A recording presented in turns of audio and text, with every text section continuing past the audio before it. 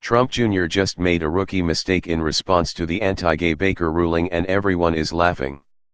Donald Trump Jr., the thoroughly unlikable court jester of his father's execrable administration, took to Twitter today to remind everyone how little he understands the American government and why he shouldn't be within spitting distance of any meaningful policy decisions. Today, the Supreme Court ruled in favor of a Colorado baker who refused to bake a cake for a same-sex marriage on religious grounds. The court said that the Colorado Civil Rights Commission that handled the issue demonstrated hostility towards the baker because of his beliefs.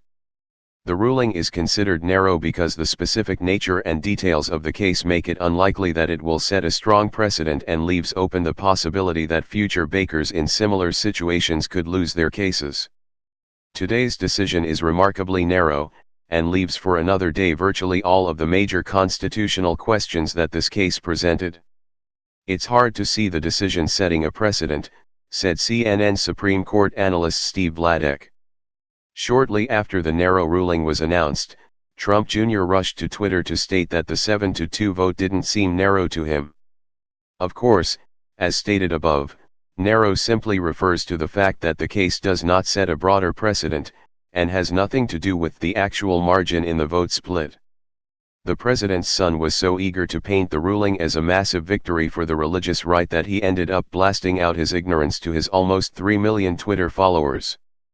In typical Trumpian fashion, he has refused to admit he was wrong or delete the tweet even after he was swarmed by people correcting his mistake.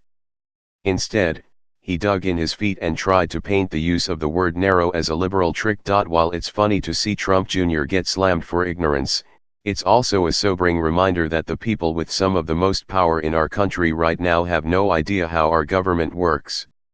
Trump Jr. doesn't have an official role in his father's administration, but a close confidant of the president and one of his favorite media attack dogs.